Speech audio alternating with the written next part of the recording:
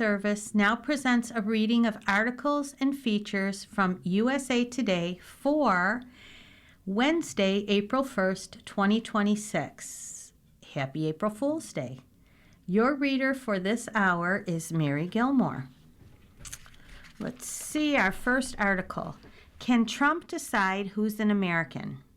Birth citizenship case is a historic test. Who is an American? That's the fundamental question the Supreme Court is taking up as it debates President Donald Trump's ability to sharply restrict which children born in the United States are automatically American citizens. The court's ruling is likely to land shortly before the nation celebrates its 250th anniversary, adding to the significance of the case that is already a blockbuster. The court is set to hear oral arguments in the case April 1st. It's another opportunity for the Supreme Court to weigh in on the expansive authority Trump has claimed since returning to the White House last year. Can he change the definition of birthright citizenship with a stroke of his pen? What the president's executive order attempts to do is rewrite citizenship as we have known it. And it has been since the late 19th century, says Cesar Colmeck Garcia Hernandez, an expert on immigration law at the Ohio State University College of Law. What does the Constitution say? The 14th Amendment, ratified in 1868, says all persons born or naturalized in the United States and subject to the jurisdiction thereof are citizens of the United States and of the state wherein they reside. That has long been interpreted to include everyone except children born to diplomats, to invading military forces, and initially to Native Americans who later were given birthright citizenship under a 1924 law. In a landmark ruling in 1898, the Supreme Court upheld the citizenship of a San Francisco-born man, Wong Kim Ark, whose Chinese parents were barred from becoming citizens under the laws of the time. And immigration laws enacted in the mid-20th century used nearly identical language as the 14th Amendment.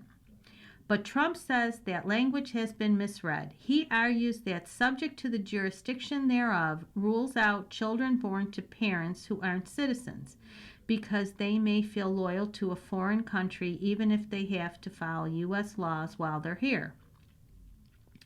The Supreme Court's 1898 decision, the Justice Department says, applied to children whose parents had a permanent domicile and residence in the United States. Trump's executive order. On his first day back in office, Trump directed federal agencies not to recognize the citizenship of babies born in the United States who do not have at least one parent who is an American citizen or lawful permanent resident, also known as a green card holder. That executive order, titled Protecting the Meaning and Value of American Citizenship, is one of more than 500 policy changes from the administration that longtime immigration law scholar Stephen Yale Loehr said are among the most sweeping immigration restrictions in modern U.S. history. Yale Loehr, a retired Cornell Law School professor, said the policies are both a different magnitude and different quality than what Trump pushed in his first administration. But while presidents have a lot of latitude over who is allowed into the United States, defining who is an American by birth is different. Historically, all Supreme Courts have been deferential to presidents on immigration because immigration touches on sovereignty and foreign affairs, he said. This involves a clause in the Constitution itself. Round 2 at the High Court. The Supreme Court took up Trump's executive order last year, but only to decide whether lower courts had gone too far in blocking its implementation while the order is being challenged. In a 6-3 decision in June, the court rejected the way judges had put Trump's order on ice, but left open another path, and it wasn't long before that path was used. In July, a federal judge in New Hampshire blocked the citizenship order in a class action lawsuit brought by affected children and their parents. Judge Joseph LaPlante said the order likely contradicts the 14th Amendment and the century-old untouched precedent that interprets it. He also said it probably violates a federal law that includes similar language. Who is challenging Trump's policy? The parents representing their children in the lawsuit include a woman from Honduras who has lived in the United States since 2024 and gave birth months after Trump signed his executive order. Identified by the pseudonym Barbara, the woman said in court filings that she's seeking asylum from gang activity in Honduras, and her family has become part of the local community in New Hampshire. Another mother challenging the order came to the United States from Taiwan in 2013 on a student visa and is applying for a work visa. She and her husband have 4 children, 3 born in the United States before Trump's executive order and 1 born after. My husband and I ended up building a life here, the woman known as Susan said in a court filing. My baby has the right to citizenship and a future in the United States. The American Civil Liberties Union, which represents the immigrants, is arguing to the Supreme Court that birthright citizenship is foundational to who we are as a nation. This case is about the administration's effort to redefine what America is, said Cody Wolfsey, a lawyer with the ACLU Immigrants' Rights Project. Going all the way back to the country's founding, the rule has been that if you're born in this country, you're an American. The 14th Amendment Citizenship Clause was passed after the Civil War to repudiate the High Court's infamous 1857 Dred Scott decision that a black person was not a citizen of the United States, but the clause covers all persons. Under Trump's policy, roughly 255,000 children born on U.S. soil each year would start life without U.S. citizenship, according to the Migration Policy Institute. Trump and those backing his executive order argue he's trying to protect U.S. citizenship from being devalued. The debate is not just about immigration policy, it's about the meaning of American citizenship, Senator Eric Schmidt, a Republican from Missouri, said at a Senate hearing on the question. If citizenship loses its meaning, the foundations of the republic begin to weaken from within. The true meaning of citizenship. Schmidt said citizenship needs to be rooted in allegiance to the national community and shouldn't apply to the children of people who are in the country as students or tourists or without the government's permission. But Alejandro Barranco, a U.S. Marine Corps veteran whose father was arrested last year because he was living in the United States without legal status, said he's proof that belonging to a nation is defined by someone's contribution, not their ancestry. I was born here. I grew up here. I served here, he told the Senate Judiciary Committee. I love this country, and I have shown that through my actions. Though a 2025 Pew Research Center poll found nearly unanimous agreement that people born in the country to U.S.-born parents or to parents who immigrated legally should be citizens, the public was evenly divided over birthright citizenship for people whose parents immigrated illegally. Half of adults surveyed said those babies should have citizenship, and 49% disagreed. How might the court rule? One reason the Supreme Court often agrees to take a case is because lower courts have split over the issue. Because none of the multiple judges who have reviewed Trump's policy have found it lawful, the easier route for the Supreme Court would have been to reject the administration's appeal to reject the administration's repeal, said Garcia Hernandez, the immigration law expert at Ohio State. But that's not what they've done, he said. That suggests that there are some justices who are inclined to agree with the president. The justices, however, may also have taken the case Trump versus Barbara to give a definitive answer. Eric Wesson, an attorney with the Iowa Attorney General's office, which joined a legal brief written by Republican attorneys generally backing Trump, by Republican attorneys general backing Trump, said it's possible the court will choose a narrower route. Rather than ruling on the original meaning of the 14th Amendment, he said the justices could simply say an executive order can't override the 1952 Immigration and Nationality Act, which uses similar language that was well understood at the time. That's kind of what I would call a Chief Justice John Roberts special, where he can avoid a really difficult constitutional holding while at the same time reaffirming the supremacy of Congress, Wesson said at a webinar previewing the arguments. In a file to the Supreme Court, prominent constitutional law scholar Akhil Reed Amar urged the justices not to avoid addressing the constitutional question by focusing solely on the Immigration and Nationality Act. He said the case could be the most important of the century.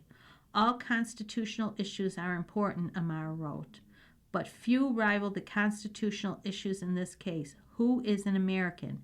May a president ignore the Constitution itself? May a president define valid congressional statutes and make himself a dictator of all the law? Earthlings set to return to the moon after long void. Crew will test life-sustaining systems. Humanity is headed back to the lunar surface for the first time in more than half a century. But first, a flyby. 4 astronauts are set to orbit the moon during NASA's Artemis II mission. Hitching a ride atop the Space Launch System rocket, the Orion capsule will ride toward the moon is due to get off the ground April 1st during a 2-hour launch window opening at 6:24 p.m. Eastern Time. If the launch is scrubbed, NASA will try again as soon as April 2nd. During the 10-day trip, the crew will test systems designed to sustain life during deep space travel and a permanent lunar presence. The mission is second in a program that aims to ultimately land astronauts on the moon's surface and construct a base there. The long-awaited mission was originally slated for February before a series of delays prompted by hydrogen fuel leaks and more recently helium flow issues on the rocket. Here's a closer look at how the crew and hundreds of the ground support personnel are set to make history. How the mission is expected to unfold for the astronauts. As launch nears, the 4-person crew will sit facing skyward inside the Orion capsule atop the SLS rocket, standing as tall as the Statue of Liberty. The rocket is one of the largest and most powerful ever built. When SLS launches from historic Pad 39B at Kennedy Space Center in Florida, more than 8 million pounds of thrust will pin the crew to their seats as they accelerate to 17,000 miles per hour. Much of that power is provided by rocket boosters that will burn for 2 minutes before falling back to Earth. Protective panels and an abort system will jettison moments later. After 8 minutes, the core stage will cut off and fall back to Earth. Multiple burns of the interim cryogenic propulsion stage, or ICPs, will place Orion in high Earth orbit. While in that orbit, the craft will be 115 miles from home at its closest point and as far as 46,000 miles away.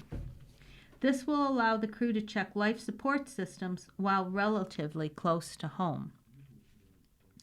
The ICPS will separate about 3 hours and 20 minutes after liftoff so the crew can use it to practice maneuvers that include testing out Orion's manual handling and practicing docking with other spacecraft.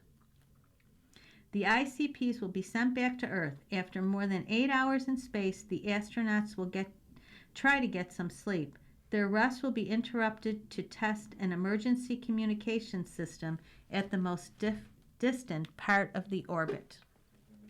You're listening to a reading of today's issue of the USA Today on the Niagara Frontier Radio Reading Service. The time is 15 minutes after the hour. About an hour and a half into the second flight day, the crew will ignite Orion's main engine to build speed for the 230,000-mile journey to the moon. They are expected to travel faster than any humans ever have. The crew will run various emergency procedures during their 4-day transit. They will test Orion's radiation shelter during the return trip. On day 6, the astronauts will be looking down at the far side of the moon and capturing images of regions never before seen by humans. The moon may appear the size of a basketball. Orion will use the moon's gravity to slingshot back to Earth. The engine and thrusters will help maintain a precise trajectory during the 4-day return. The crew will work through their re-entry checklist and put on their suits a few hours before the last day of the mission begins. The service module will separate from Orion it is 75 miles above Earth's surface. Orion will enter Earth's atmosphere at over 25,000 miles per hour, generating a superheated plasma sheath with temperatures nearing 5,000 degrees. The ionized gas causes a communications blackout. A series of 11 parachutes will slow the craft's descent as it streaks across the sky. The crew will splash down in the Pacific Ocean and will be picked up by a recovery team. Too many years have passed for me to still be the last man to ever have left his footprints on the moon, Apollo 17 astronaut Gene Cernan wrote in his autobiography. I believe with all my heart that somewhere out there is a young boy or girl with indomitable will and courage who will lift that dubious distinction from my shoulders and take us back where we belong. Let us give that dream a chance. The Artemis II crew is bringing humanity one step closer to answering Cern's call. They are Commander Reed Weissman, pilot Victor Glover, Mission Specialist Christina Hammock of NASA, and Mission Specialist Jeremy Hansen of the Canadian Space Agency. They have been training for this mission since June 2023. Unlike spacecraft that travel to the International Space Station, Orion will have no safe harbor or ability to be back on Earth within hours of the problem. Crew members are not only prepared for this scenario, they have worked to understand all systems well enough to adapt to many challenges. The astronauts studied medical operations to prepare for emergencies and photography to capture images of the moon. They trained in a large pool for their recovery in the Pacific Ocean and with a flight simulator. Back to the moon and beyond. We leave as we came, and God willing, shall return with peace and hope for all mankind, Cern said as he departed the lunar surface in 1972. More than 50 years later, NASA's stated goals for the Artemis mission include scientific discovery, economic benefit, inspiration for a new generation of explorers, establishment of a global alliance, and a deep space exploration for the benefit of all. Artemis II, launched in 2022, was an uncrewed mission that traveled 268,563 miles from Earth and surpassed Apollo 13 for the longest distance traveled by a spacecraft designed to carry humans. SLS will launch from NASA's Launch Complex 39B, the same one used for Saturn V, Space Shuttle, and Ares missions. Though Artemis II's SLS rocket is not as tall as Apollo's Saturn V or SpaceX Starship, NASA said it is equipped with the largest, most powerful solid propellant boosters that have ever flown. Each stands 17 stories tall, burns about 6 tons of propellant each second, and generates more thrust than 14 four-engine jumbo commercial airliners combined. Artemis 3, scheduled for 2027, will fly in low Earth orbit and test one or both commercial landers from SpaceX and Blue Origin. Artemis 4, scheduled for early 2028, is intended to be the program's first moon landing. After reaching lunar orbit, the crew will transfer from Orion to a commercial lander for their descent to the surface. Artemis 5, another trip to the lunar surface, planned for late 2028, will be followed by yearly missions. Life on Orion. After reaching orbit, the crew will exercise and spend time rearranging Orion's interior into a functional space for 4 people to live and work in zero gravity. They can remove their spacesuits and change into regular clothing. The astronauts will stay clean by using the hygiene bay next to the crew area. Orion's restroom, known as the Universal Waste Management System, or UWMS, which was not available to Apollo crews, is a compact titanium vacuum-based toilet designed for microgravity. It uses suction to pull urine and feces into separate containers. Feces are stored and urine is vented into space. The system features a privacy stall and an ergonomic seat, and airflow starts automatically when opened. This system is similar to the one used on the International Space Station. Mission will take several historic artifacts back to the moon. The Artemis II flight kit includes several artifacts that reflect the nation's long-standing dedication to aerospace innovation and exploration, including a square inch of muslin fabric from the original Wright Flyer, the world's first powered, heavier-than-air flying machine. Pieces of the Wright Flyer have long history of visiting space, from the wooden fabric that Neil Armstrong carried to the moon on Apollo 11 to the pieces that were attached to NASA's Ingenuity helicopter when it took flight on Mars in an area named Wright Brothers Field by the space agency. The mission will also carry a 13 by 8 inch American flag that rode along on the very first shuttle mission, STS-1, the final shuttle mission, STS-135, and NASA's first crewed test flight of SpaceX Crew Dragon. Another American flag intended for the Apollo 18 mission, canceled in 1970, will finally embark on its long-awaited journey to space aboard the Artemis II. NASA is also sending a copy of a photo negative from the 1964 Ranger 7 mission. The Ranger program launched a robotic spacecraft that beamed images of the lunar surface back to Earth before intentionally crashing into the moon, helping identify safe landing sites for the Apollo astronauts.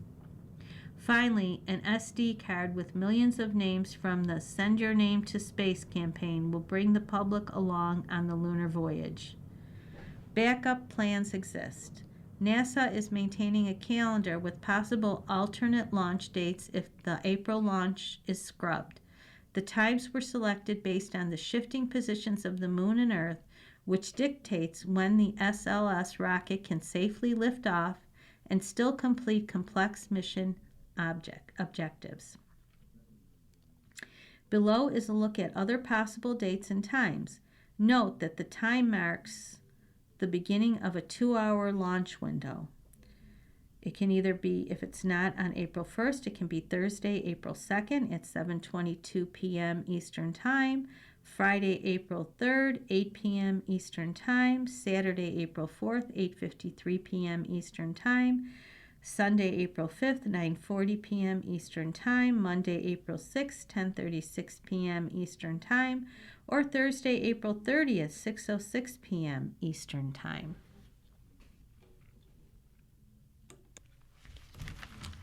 Justices side with Christian counselor. conversion therapy ban violates speech rights.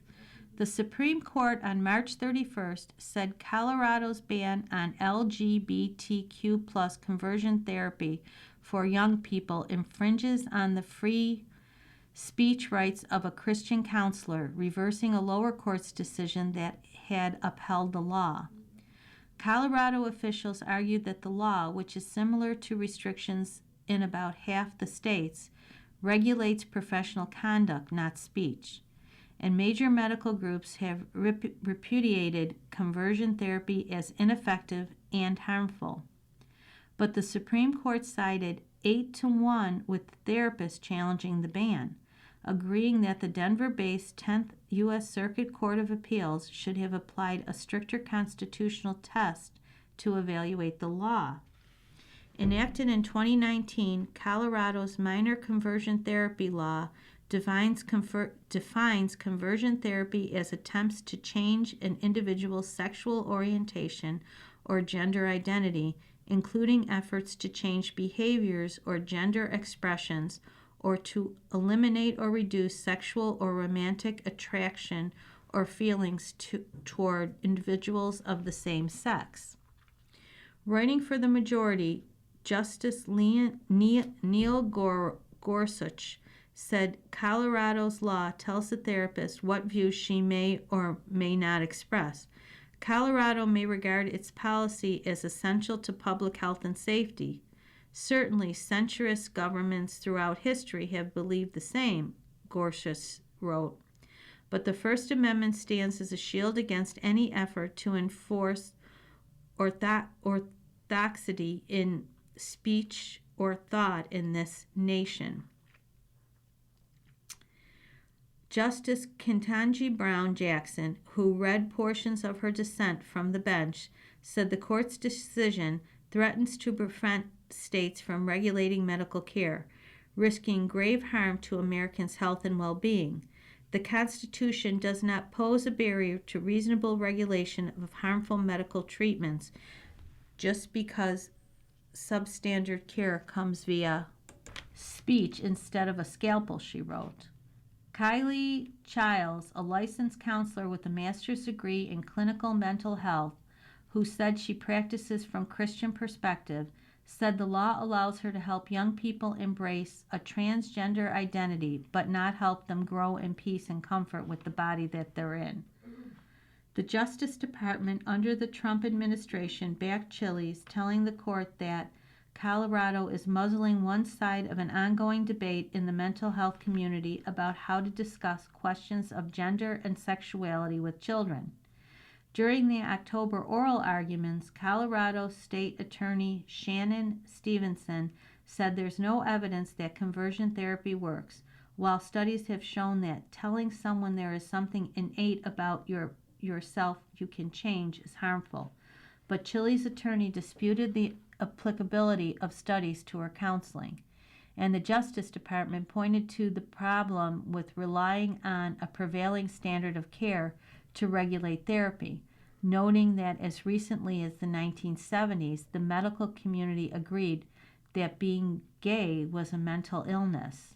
The American Psychiatric Association declassified homosexuality as a mental illness in 1973. More than a dozen mental health and medical professional organizations, including the American Psychological Association and the American Psychiatric Association, now say efforts to change someone's sexual orientation, gender identity, or gender expression do not meet the criteria of a legitimate therapeutic treatment. Still, in 2023, the Trevor Project, an advocacy group for LGBTQ plus people, said it found more than 600 professional counselors who said they can help alter sexual orientation or gender identity. The group identified hundreds of additional unlicensed counselors who operate through a religious capacity and are not covered by laws like Colorado's. The Supreme Court decision to treat the dangerous practice of conversion therapy as constitutionally protected speech is a tragic step backward for our country, that will put young lives at risk, Trevor Project CEO James Black said in a statement after the ruling. Chiles, the Colorado therapist, called the decision a victory for counselors and, more importantly, kids and families everywhere. You're listening to a reading of today's issue of the USA Today on the Niagara Frontier Radio Reading Service. The time is 30 minutes after the hour. I'm going to go into the money section of the USA Today, and we're going to do the 50 states, news from across the USA. Alabama, Montgomery. A new Wallet Hub study ranks Alabama 11th among states for federal aid dependency, highlighting the crucial support federal funding provides to both residents and state programs. Alaska, Anchorage. The University of Alaska system said its 6th annual Giving Day raised more than $1 million in just 49 hours from a record number of donors, KTUU reported. Arizona, Phoenix. The Phoenix Police Department has a new 27-story home in the heart of downtown Phoenix. The move was years in the making following the city's purchase of the former Wells Fargo Plaza for $47 million in 2021. The building was renovated to replace the department's declining 50-year-old headquarters. Arkansas, Fayetteville. The U.S. Marshal Service arrested a former Northwest Arkansas psychiatrist accused of Medicaid fraud, KNWA reported. California, Fremont. By analyzing 182 cities using a variety of metrics, Wallet Hub's new report identified the nation's happiest cities, and one in Northern California nabbed the top spot on the list. Fremont topped Wallet Hub's list as the happiest city in America. Colorado, Loveland. After more than a decade of working toward and waiting for a virtual air traffic control tower to get off the ground, the Northern Colorado Regional Airport is officially getting off that ride. And now Airport Director John Kinney is optimistic that FNL, as it's often referred to by its airport code, will get traction on funding for a $19 million sticks and bricks air traffic control tower, saying the Federal Aviation Administration views FNL as a priority airport. Connecticut, Norwich. 12 years after a senior priest in the Norwich diocese allegedly sexually harassed him, a former priest said he has repeatedly reported the incident to the diocesan leadership, only to be met with silence and inaction. Delaware, Wilmington. Delmarva Power is seeking approval for new electricity rates in Delaware that would raise monthly bills for customers. State regulators are weighing both this request to increase rates to cover electric supply costs and a separate application to increase base electric rates. District of Columbia, Washington. The district's Kids Ride Free program marked as a new milestone with 450,000 cards distributed to students in the nation's capital, DC News now reported. Florida, Daytona Beach. For Vietnam veterans gathered in Daytona Beach on March 27th, the message was a long overdue welcome home, officials said. Speakers repeated that message at the unveiling of the Vietnam Monument Wall at the Veterans Memorial Plaza, which is next to the Halifax River and the Tom Steed Veterans Memorial Bridge. The wall itself carries the same message in granite, welcome home. These words are etched on the monument. More than 58,000 Americans died in Vietnam, including over 2,000 Floridians. Thank you to all Vietnam veterans. Georgia, Savannah. The Port of Savannah logged in February a 7% drop in container traffic compared to the same month last year, which was the busiest February in Georgia Port Authority's history. Hawaii, Kauai. 3 people were killed and 2 were injured when a helicopter crashed into the ocean, the afternoon of March 26th, authorities said in Hawaii. Idaho, Meridian. Police said 2 people were taken into custody after 4 people were injured in a shooting on March 29th, KTVB7 reported.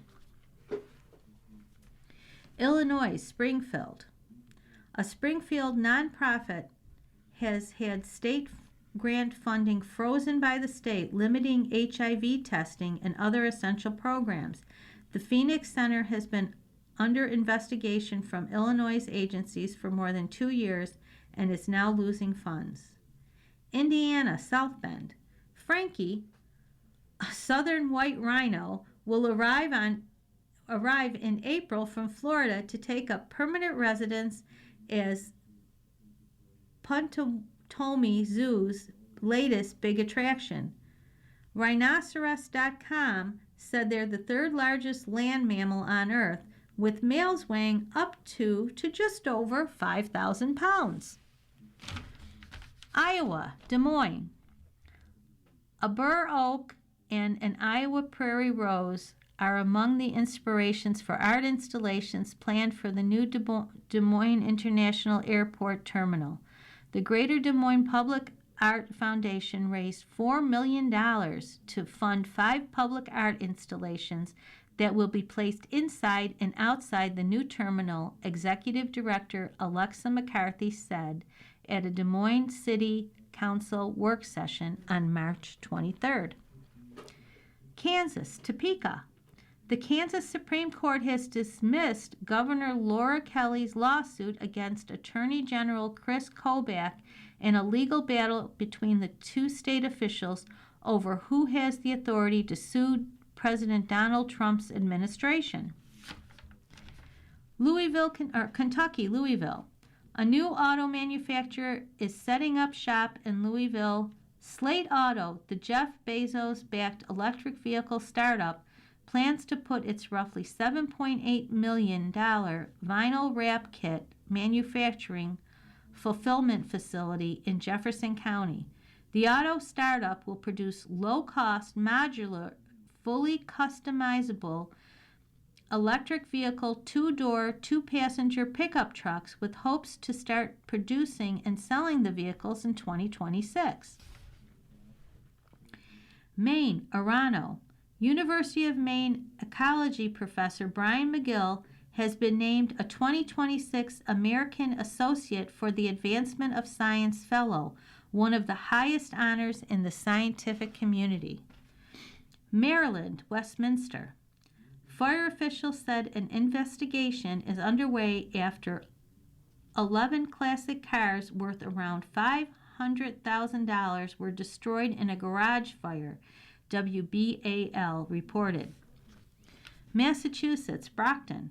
Brockton High School may need to find alternate playing fields this fall for sports that they rely on Marciano Stadium, including football, field hockey, and soccer.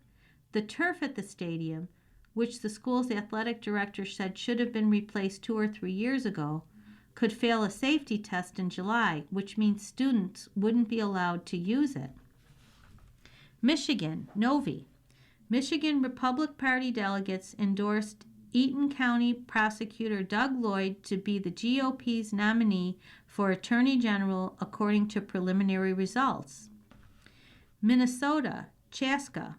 The University of Minnesota Landscape Arboretum has launched a new exhibit titled Where the Seed Remembers, a celebration of earth, lineage, and memory, featuring the work of 10 Minnesota artists, KARE11 reported. Mississippi, Jackson. Mayor John Horn has signed an agreement with the Houston-based Clutch Consulting Group in an effort to tackle Jackson's homeless issue. Missouri, Springfield. Cinta, a 12-year-old Malayan tiger, was humanely euthanized on March 23rd at the Dickerson Park Zoo after the veterinary team found irremovable cancer. Montana, Glacier National Park.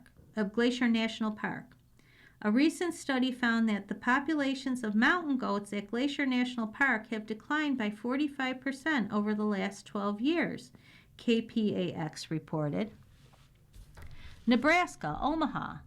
Officials said the terminal expansion project at the Eppley Airfield is about halfway complete and is expected to be finished in 2028, WOWT reported. Nevada, Carson City. Medicaid applications in Nevada skyrocketed by an average of 62% in December 2025, and this January and February over the same months and year earlier, Nevada Current reported. New Hampshire, Dover. The City Council voted to increase tax exemptions for the elderly, blind, deaf, and disabled people, also increasing the maximum income and asset levels to qualify for them. The changes are based on increased costs of living, City Manager Michael Joyle said. New Jersey, Trenton. Legislation sponsored by Senator Patrick Danon would require New Jersey's Commissioner of Education to recommend uniform spring break dates for school districts statewide, a move aimed at easing logistical challenges for families. Currently, each school district sets its own spring break schedule, resulting in inconsistent dates across the state. That's true in a lot of places. New Mexico, Albuquerque. The city has installed 4 new speed cameras around Albuquerque as part of the Automated Speed Enforcement Program, KRQE reported. New York, Albany. New York was ranked among the most educated states in the United States, a new Wallet Hub study revealed. Wallet Hub ranked the Empire State at number 16 out of the 50 states. The educational attainment rank for New York was number 17, and its quality of education rank was placed at number 24. New York was also ranked to have the 5th highest average university quality. North Carolina, Wilmington. A French energy giant has cut a deal with the Trump administration to cancel its offshore wind lease off southeastern North Carolina for investing an equal amount in fossil fuels. The agreement by Total Energies is another move that brings into stark question the chance of any wind farms rising in the waters off of the Cape Fear coast, at least in the short term. North Dakota, West Fargo. Coca-Cola is shutting down its distribution plant in Moorhead, Minnesota, and relocating to a new location in West Fargo, KVRR reported. Ohio, Hudson. Western Reserve Academy recently received a gift for its 200th birthday, $5 million from the C.J. Wang Foundation. This gift will go to more than double the size of the private boarding school's Wang Makerspace and Innovation Center, WRA's Creative and Applied Technology Hub. Oklahoma City. An Oklahoma County judge has ordered city attorneys to review potentially hundreds of thousands of dollars collected through civil asset forfeitures to ensure that transfers were legal. Judge Elizabeth Carr made the decision after pressing for answers about whether Oklahoma City staffers had followed the law before asking her to sign off on the transfer of seized funds to Oklahoma City coffers. Oregon, Eugene. The shuttered Peace Health Sacred Heart Medical Center University District Hospital and auxiliary building are being demolished in Eugene, according to Joseph Waltazzi, Peace Health spokesperson. The hospital closed in 2023 due to financial losses and what Peace Health called an underutilization of services. Medical clinics continue to operate out of some of the space. Pennsylvania, Erie. Mercyhurst University students will be able to develop ideas into real-world businesses in a venture studio opening on campus. Studio 26 will provide tools and expertise needed to help student entrepreneurs launch startups.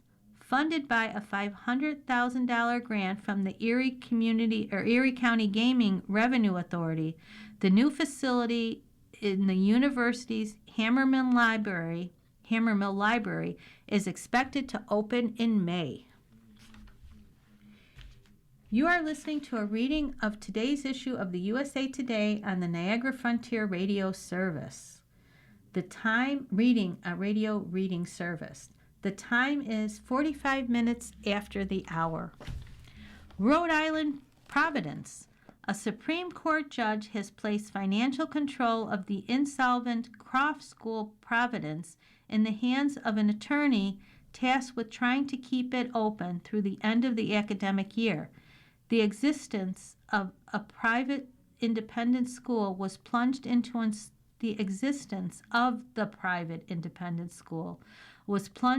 uncertainty at the start of March when bankers in Boston flagged potential fraud and lawsuits, accused the school's founder of running it like a Ponzi scheme.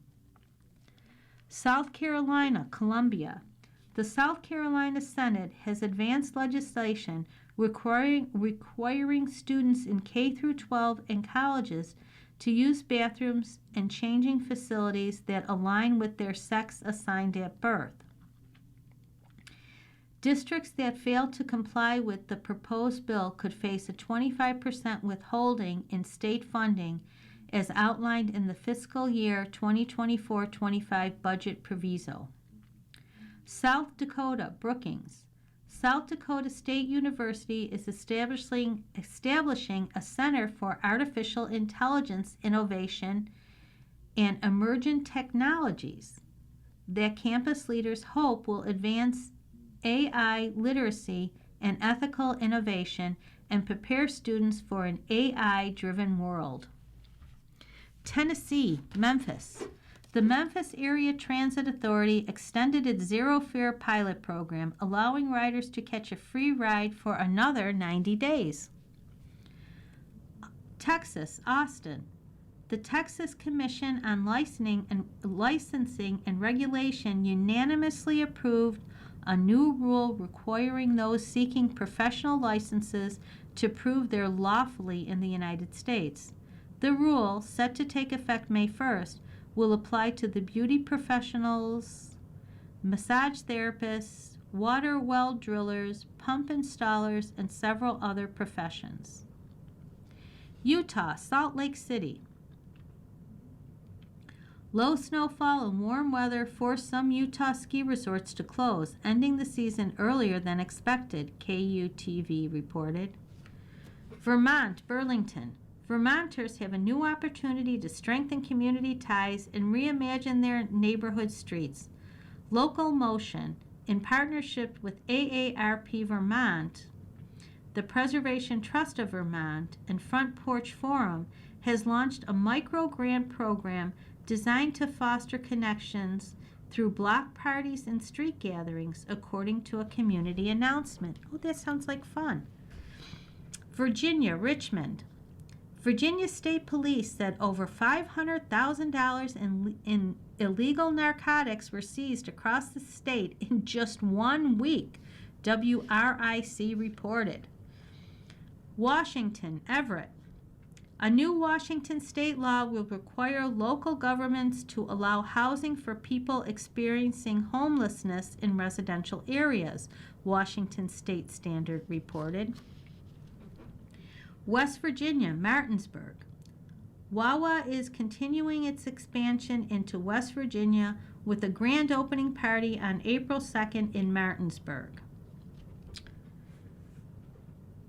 Wisconsin, Madison. Wisconsin prisons and county jails have expanded access to medications for opioid use disorder over the last 5 years, but gaps remain that leave some incarcerated people without treatment.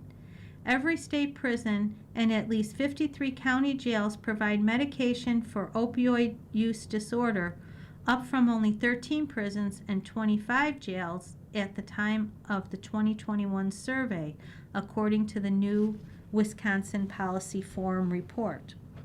Wyoming, Powell. Powell Library's new building is scheduled to open to the public on April 24th, Powell Tribune reported. Testing finds SUV safer than minivan. SUVs make up 35 of the 45 winners on safety.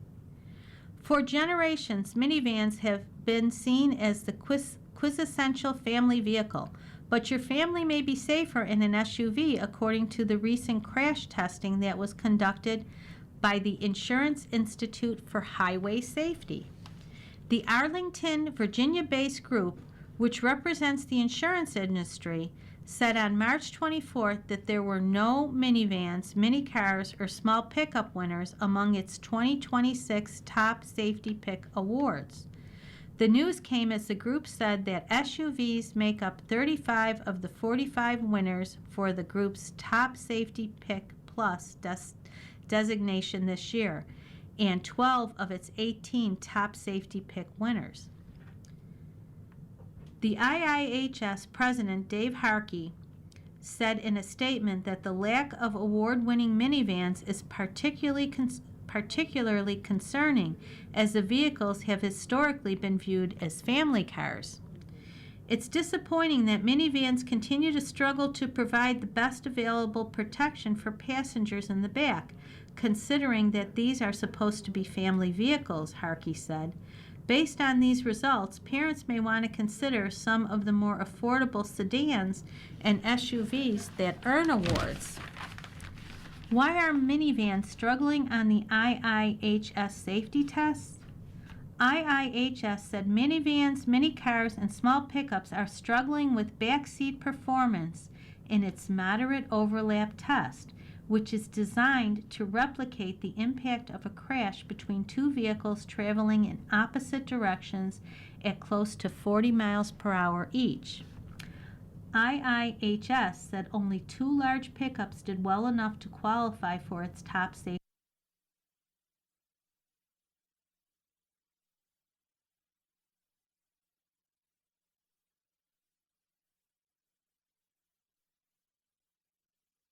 Pick Award, the Tesla Cybertruck and the Toyota Tundra Crew Cab. Rosemary Shanahan, president of the Sacramento, California-based Consumers for Auto Reliability and Safety Group, said that it is disappointing about minivans not performing well enough to earn IIHS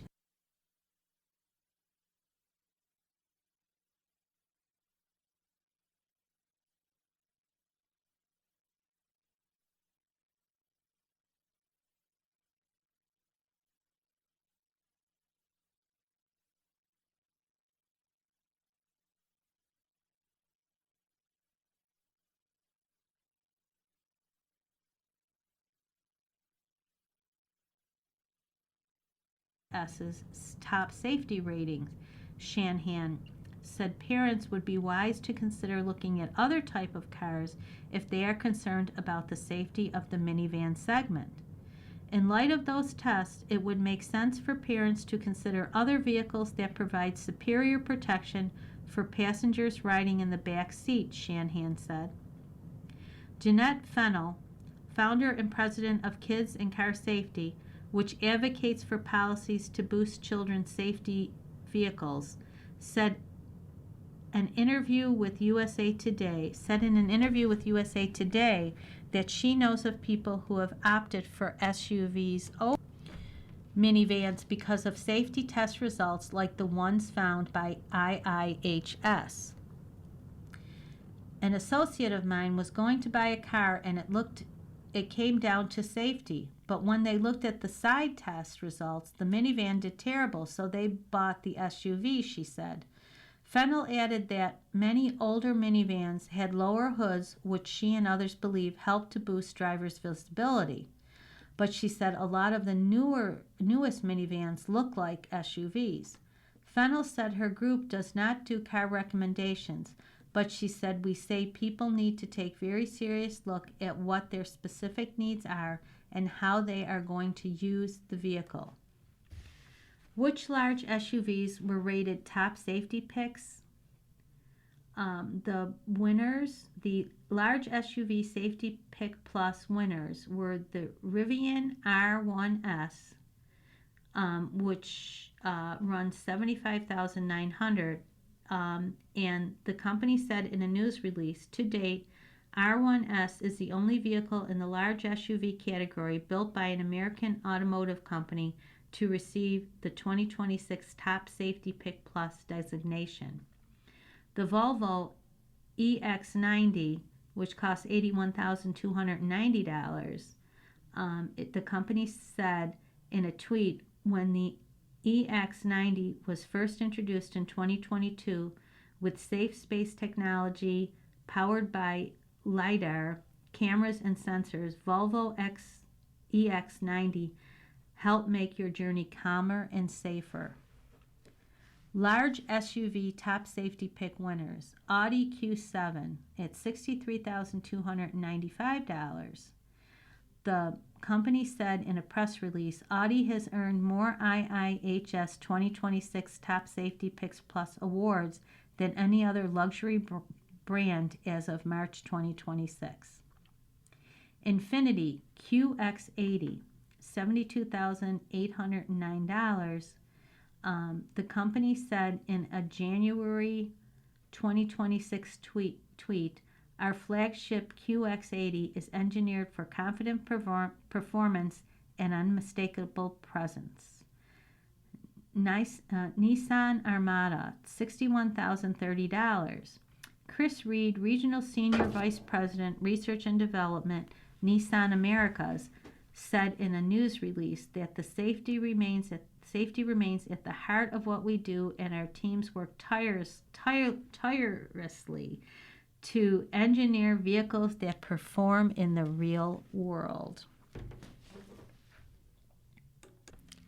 I'm going to finish with a little blurb from April Fool's Day pranks can be boon or bust. Companies look to holiday for marketing.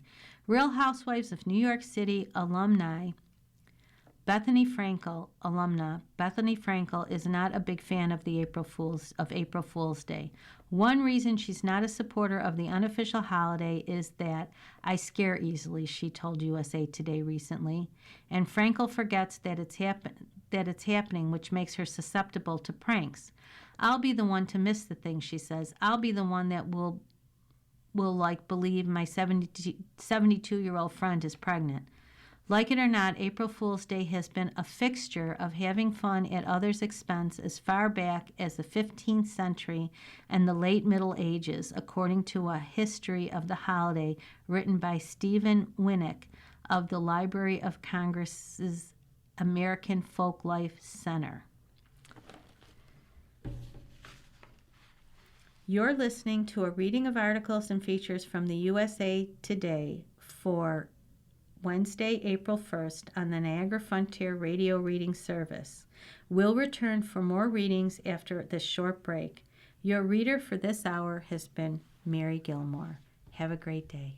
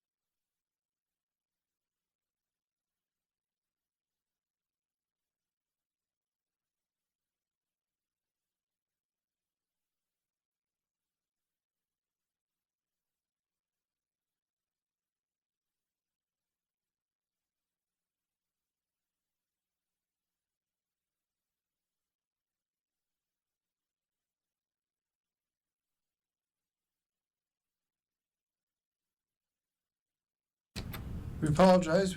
Apparently our system crashed for a moment.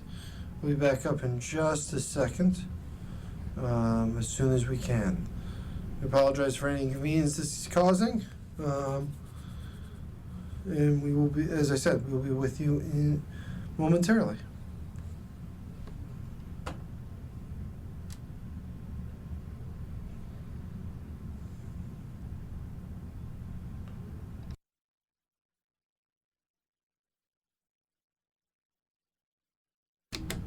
Stay with us, though, for our additional programming. If anything happens again, we will do our best to get everything back up and running as soon as we possibly can. Again, apologize for any inconvenience this is causing to you, our listeners. We try not to have problems such as this happen on too frequently a basis. If you are new, but we'll be back up in about 5 seconds. It should be back.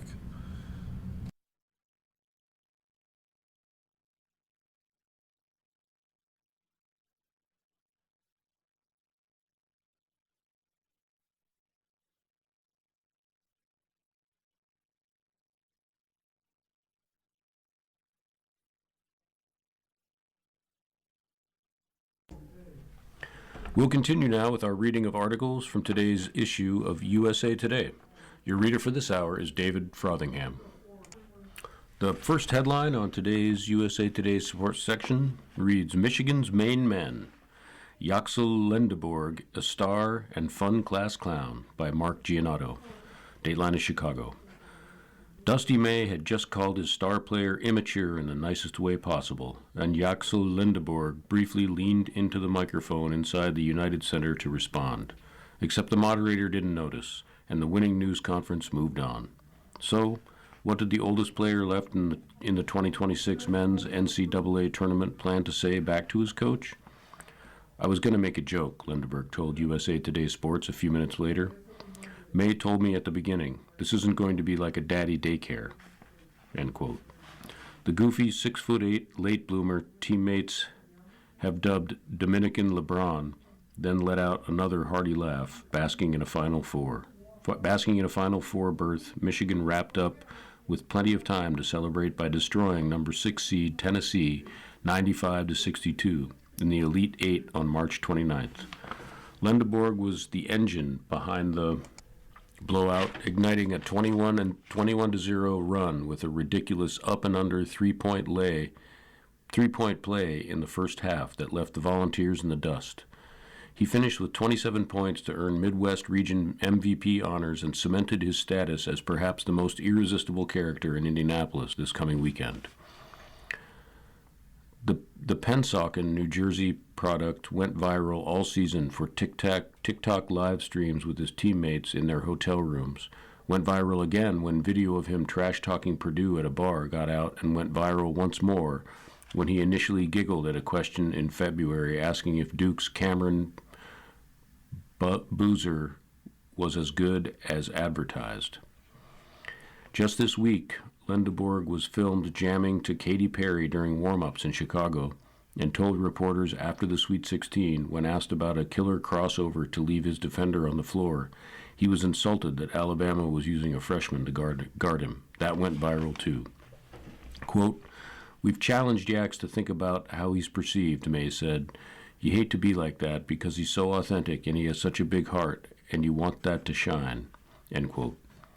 The story is a well-told one after the season Lendeborg has put together, and it will be told many more times in the lead-up to Michigan's heavyweight bout against fellow number 1 seed Arizona on April 4th, with a spot in the national championship game on the line.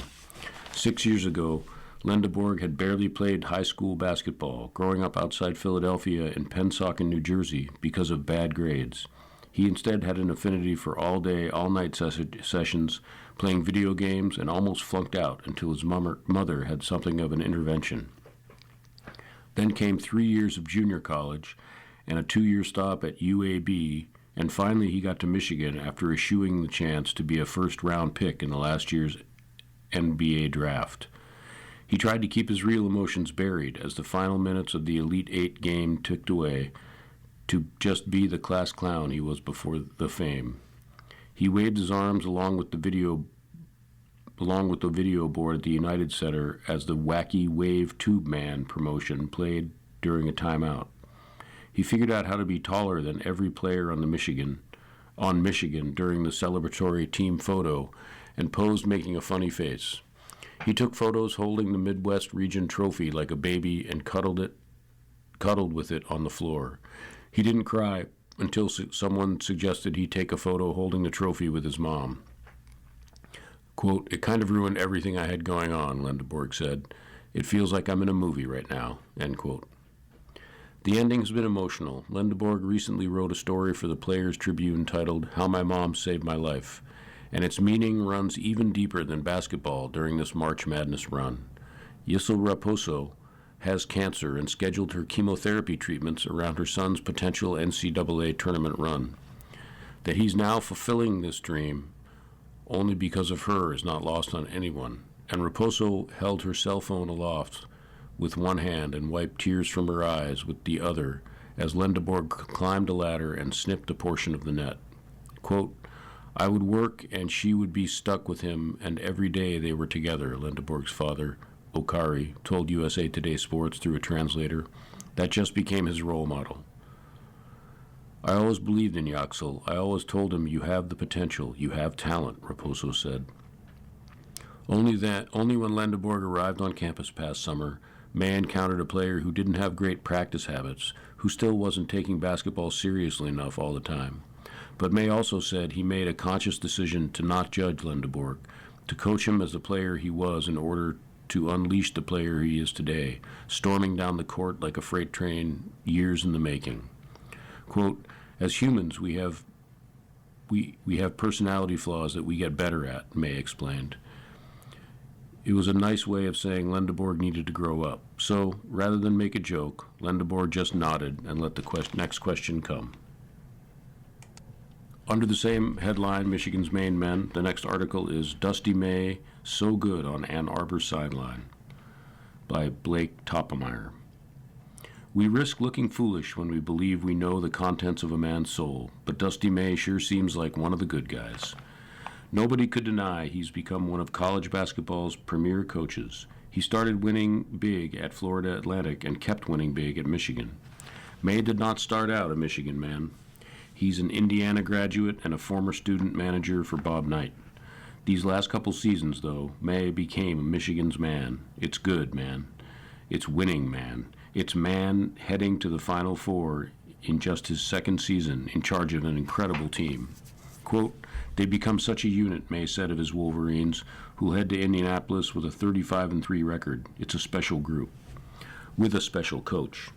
Michigan must keep this man, too, no matter how badly North Carolina might like to have him. UNC needs a no-nonsense basketball coach who will restore the program to such an elite status that you mostly forget all about the embarrassment of Bill Belichick and Tar Heels football. Well, May has experience in that arena. May and his basketball team are something fresh, something redeemable for Michigan after the stench of Jim Harbaugh and Connor Stallions and Wolverines football cheating their way to glory. May's success and his team's dominance helped Michigan provide some distance from the giant stain Sharon Moore supplied too. I've seen more than a few pathetic coaches in my time, but I don't know that I'll ever see anyone look as pathetic as Moore did, sitting in a white jumpsuit in December while a prosecutor accused Moore of terrorizing his ex-mistress before police arrested him. Quote, "The football stuff, there's obviously some poor decisions made across the board," May said last winter, following Moore's disgraceful exit. True words. As for basketball stuff, May made sure that corner of Michigan athletics shines a bright light. Give Michigan credit for one good move these last few years, when it had the good sense to snap up May after his consecutive NCAA bids at FAU. May's Wolverines left no doubt within the Midwest region of the men's NCAA tournament. Michigan crushed 4 straight opponents and left Tennessee for dust on March 29th, in a win that sends Michigan to the Final Four for the first time since 2018. If Michigan isn't the favorite in this Final Four, it's about as close as it gets. We have a sign on our locker room that says April Habits, May said on CBS after Michigan annihilated Tennessee 95-62. Since this group got together this summer, we've been training to build championship habits. May evolves too. He took FAU to the Final Four with a team fueled by guard play. This Michigan team, in contrast, bullies opponents and starts a front court that goes like this: 6'9", 6'9", 7'3". Good night. If North Carolina possessed any doubts as to what it needs out of its next coach, it need only take inspiration from how May straightened out Michigan after the tumultuous Juwan Howard era, the low light of which was Howard punching an opposing assistant coach. Just another black eye for Michigan. May cleaned it all up. He'd be a slam dunk choice for the Tar Heels, if only he'd leave Michigan. But why would he stop being Michigan's man? May obviously can achieve at the highest level at Michigan, without pressure that accompanies a blue blood job. Anyway, UNC must try for him, and Michigan must promise to give May what he needs to stay put. May is the antidote to the disgraces that occurred within Michigan football. He's become Michigan's main man. The next headline on today's front page of the sports section reads, Women's Final Four mirrors 25, for a good reason, by Mitchell Northam. Let's go back to 1996, when Pat Summitt was dominating at Tennessee, when Gino Auriemma owned just one national championship ring, when Andy Landers had the Georgia Bulldogs playing at a contending level, and when Tara Vanderveer took the year off to focus on the Olympic team, but Stanford made the Final Four anyway. The Final Four and national championship for the women's NCAA tournament that year was held in Charlotte, North Carolina, the only time it's ever been played in the basketball-crazed Tar Heel state. With Michelle Marciniak leading the way for the Lady Volunteers, Summitt won her fourth of what would be 8 national titles. It was also the only time in the history of the tournament that the same 4 teams made back-to-back Final Fours, with Tennessee, UConn, Georgia, and Stanford all showing up in the Queen City after having met the previous year in Minneapolis. Until now, of course. For the second time in the history of the tournament, which the NCAA began holding in 1982, the same 4 teams will be at the Final Four: UConn, UCLA, Texas, and South Carolina. A year ago in Tampa, Florida, the Huskies defeated the Gamecocks for Auriemma's 12th national championship. The Huskies and Gamecocks will face off in the first of 2 national semifinal games, and the Bruins and Longhorns will play in the second on April 3rd in the Phoenix at Mortgage Matchup Arena. This is also the 5th time in women's March Madness history that the Final Four will feature all number 1 seeds.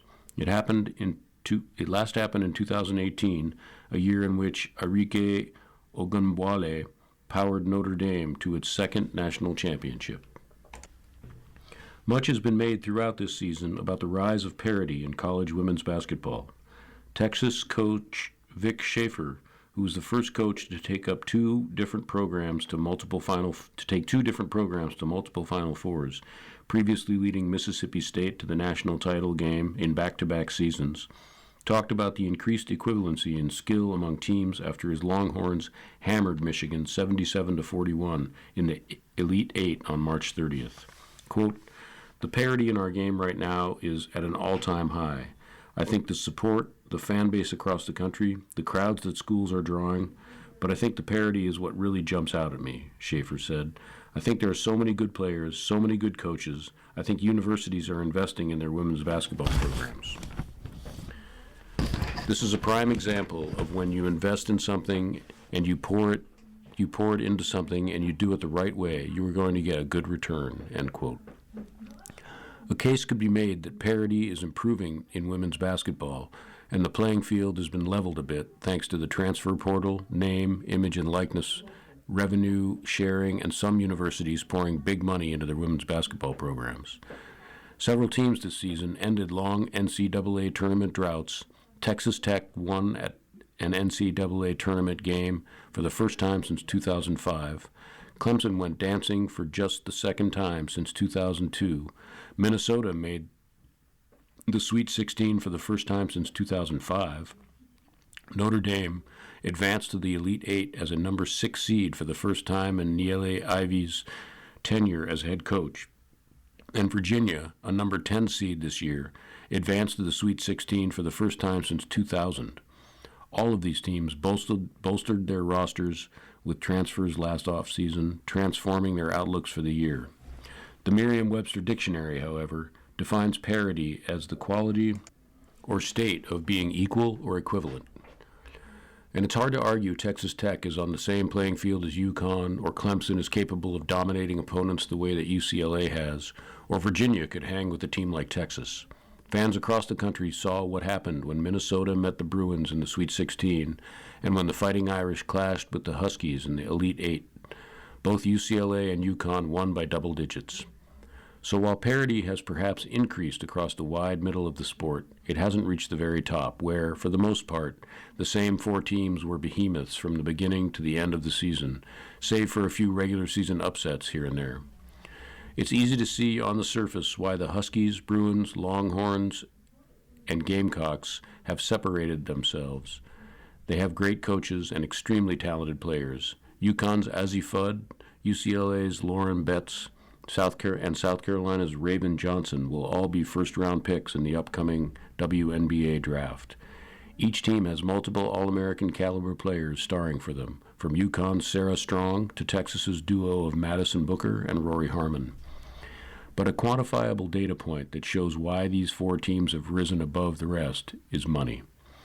Matt Brown, the publisher of Extra Points newsletter, which often focuses on the intersection of business and college athletics, obtained the operating budgets for women's basketball programs in fiscal year 2025. Want to take a guess as to where these teams landed in the spending? UConn was first, South Carolina was second, Texas was fourth, and UCLA was sixth, each spending north of $9 million. Now, these figures don't include things like NIL and revenue sharing, the money that schools can directly give to athletes now thanks to the House versus NCAA settlement. But it's safe to assume if these programs are spending nearly 8 figures in operating expenses, their players are probably getting healthy paychecks too. While stationed in front of loud microphones on big stages in March in the NCAA tournament, coaches across the country use those platforms for the not so subtly asked for more money. Quote, "In this day and age, we've got to have more resources to be able to fund a team. I have no idea what LSU's cap is or what their total amount is for their team, but ours is probably an eighth of that, if that." You're listening to a reading of today's issue of the USA Today on the Niagara Frontier Radio Reading Service.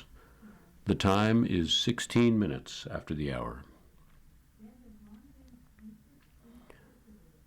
Texas Tech coach Krista Gerlich said after losing to the Tigers in the second round, "I don't have $1 million player on my team. That doesn't mean everything except that there's a huge difference in the level of talent. We have to have that investment to be able to compete at that level," end quote.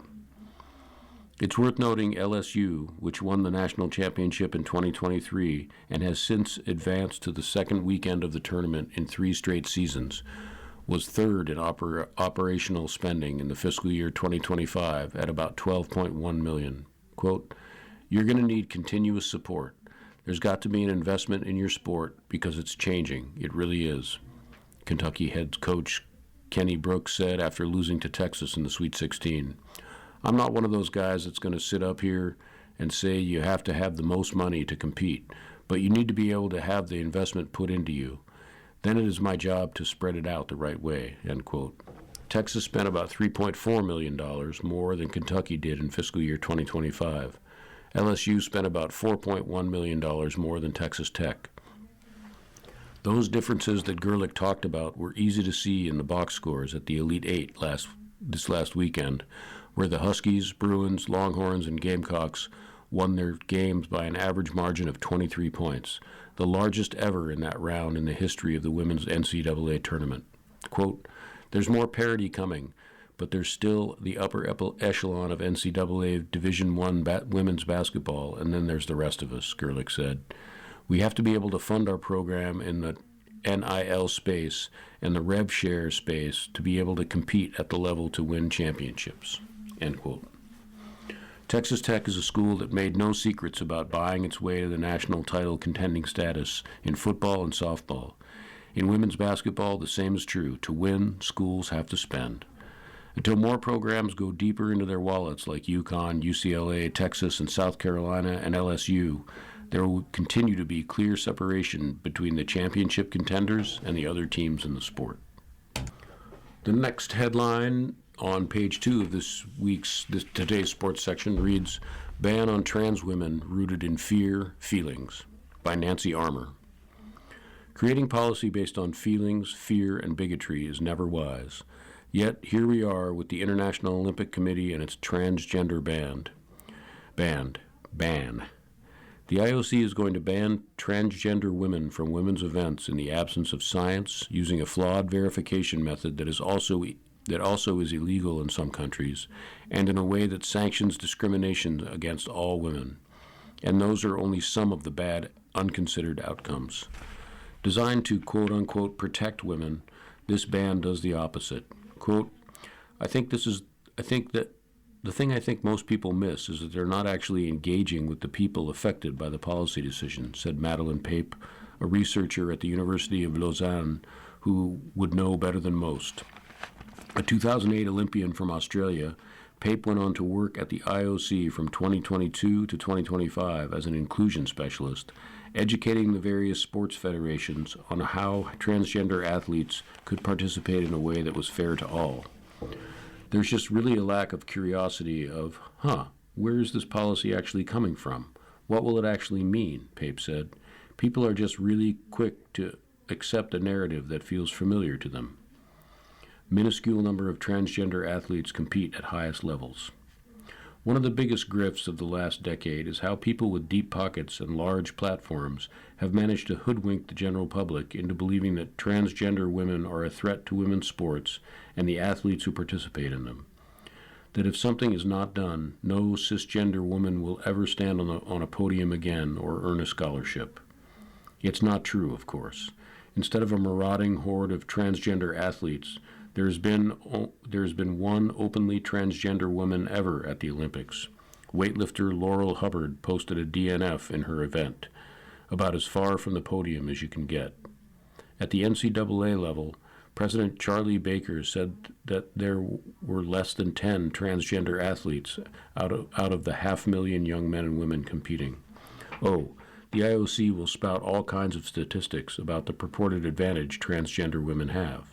But when asked for the source of this information or to see the science behind the ban, the IOC refuses, which tells you everything you need to know.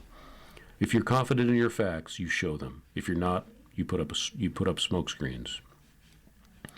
The larger problem is, though, that these bans try to make black and white what is so many shades of gray. IOC transgender athlete ban, not a simple matter of X and Y. The IOC has decided to use the SRY gene to determine whether someone is male or female because it is located on the Y chromosome. But even the geneticist who discovered it says that's too simplistic. People with intersex conditions, variances in chromosomes, hormones, reproductive systems, or genitalia make up as much as 1.7% of the population. That includes women with XY chromosomes who have internal testes but female genitalia, as well as women who have XY chromosomes but female reproductive systems. Under the IOC's wisdom, these women would not be allowed to compete. Many girls and women with these conditions, also called differences in sex development, don't even know it. The IOC is unbothered by this landmine, lobbing it off with the suggestion that someone else should consider offering mental health resources to women who test positive. Imagine the psychological devastation of discovering you can't compete, then learning it's because you have a condition that, in the eyes of the IOC, makes you not a real woman. Imagine learning this as an 11 or 12-year-old, which is a very real possibility given there were preteen girls competing at the last 2 Olympics. And then, on top of that, imagine learning this in a country where women are already marginalized and mere existence is an excuse for harassment, physical abuse, and worse. I'm sure it will all go well, no harm coming to these women, because the IOC has decided to play fast and loose with both science and ethics. Quote, this policy goes well beyond the boundaries of sporting governance, Saad Kassis Mohammed, chair of Human Rights Association, said in a statement condemning the new IOC policy. Mandating compulsory genetic testing for every woman competing at the Olympics and using that test to determine whether she is permitted to compete is a profound human rights question, he added. It demands independent scrutiny, not a unilateral ruling. Requiring tests only of women is discrimination. And about that compulsory testing, the IOC loves to pat itself on the back for its gender equity efforts, touting the increased participation of women at the Games and the addition of mixed-gender events, but requiring that women take a genetic test to compete when the same is not demanded of men is the sport's equivalent of poll tax. The IOC is also forcing athletes from countries where genetic testing is illegal for non-medical purposes to break their nation's laws, which seems the opposite of quote-unquote protecting female athletes. But what do I know? Quote, this conviction that you can be above the law in part because you have such a strong feeling about transgender athletes and athletes with intersex variations, Pape said. A process was retrofitted to this policy outcome, but the policy outcome was decided in advance. From a legal point of view, that's a very risky strategy. For the better part of 20 years, transgender athletes were allowed to participate in the Olympics and NCAA sports without issue. Cisgender women are still winning medals and earning scholarships, and the world has not ended. But because transgender men and women make some people uncomfortable, because most people don't know someone who is transgender and so don't realize they're being fed a bunch of lies, we've decided it's okay to throw out all decency and make rules up on the fly. People are going to be harmed as a result, including the very women the IOC claims to care so much about protecting. The next headline on this page reads, DOJ sues Minnesota over trans students in girls sports, by Natalie Nessa-Ulund. The U.S. Department of Justice filed a sex-based discriminatory lawsuit against Minnesota over students assigned male at birth competing in girls' sports in the Midwest state. The DOJ said the Minnesota Department of Education and the Minnesota State High School League require girls to compete against boys in sports designated exclusively for girls. Allowing boys to invade intimate spaces designated exclusively for girls, such as multi-person locker rooms and bathrooms, according to the suit filed March 30th in the U.S. District Court for the District of Minnesota. Quote, we will not allow girls to be denied equal opportunity and basic privacy, Health and Human Services Secretary Robert F. Kennedy Jr. said in a statement. Title IX is clear. Schools that accept federal funding must protect the rights, safety, and dignity of female students. These unfair, intentionally discriminatory practices violate the very core of Title IX, which prohibits sex-based discrimination in any education program or activity that receives federal funding, the Justice Department wrote in a news release. Title IX is a civil rights law that bans sex discrimination against students, employees, and others at public schools, colleges, and universities. USA Today has reached out to the Minnesota Department of Education and the Minnesota State High School League for comment.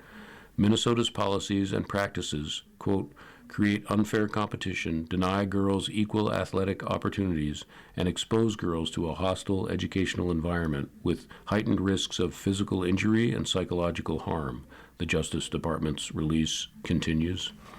The 45-page complaint argued that separating sports by sex is not discrimination under Title IX when the separation does not treat either sex worse than the other, because males and females are not similarly situated in athletics. Because males and females are not similarly situated in athletics, separating sports by sex is not discrimination under Title IX when the separation does not treat either sex worse than the other.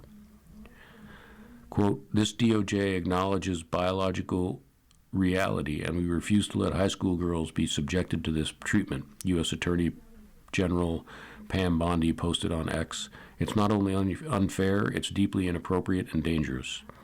The suit seeks a permanent injunction ordering the defendants to stop allowing students assigned male at birth to compete in athletic competitions designated for females, as well as damage relief for allegedly violating the law. On page 3 of today's sports section, the first headline reads, Coaches in 17 FBI probe reunite in madness, by Brent Schrotenbauer. On September 26, 2017, the FBI and federal law enforcement authorities set off a massive explosion in college basketball that led to the arrests of several coaches and the eventual suspension or firing of several others. The list included then Southern Cal assistant coach Tony Bland, who was arrested that day on bribery-related charges. The fallout from it also snared Louisville head coach Rick Pitino, fired in 2017, Arizona head coach Sen Miller, fired in 2021, Kansas head coach Bill Self, suspended in 2022, and LSU head coach Will Wade, fired in 2022. But those coaches and several others since have been forgiven and have had a comeback party of sorts in March as active coaches in the men's NCAA tournament. Wade also just got rehired as head coach at LSU, as if nothing ever happened, serving as a reminder about what really matters in college sports once all the FBI dust settles.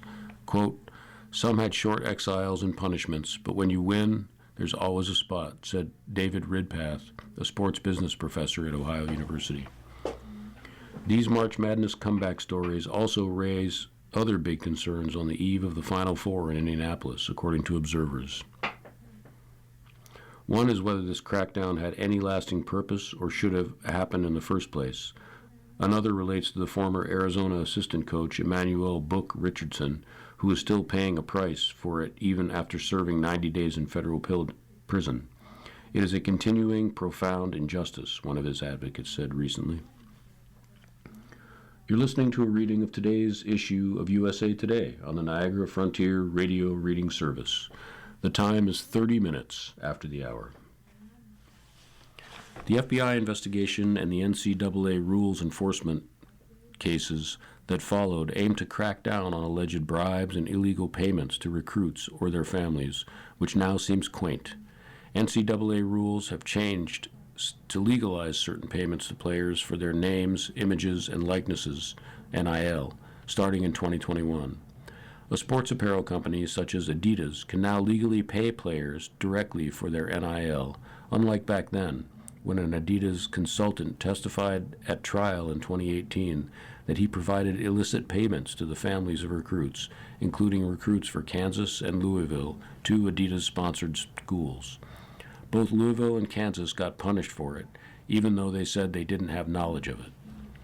Kansas spent $10 million over 6 years fighting the case, which alleged Kansas was using Adidas to entice recruits with money.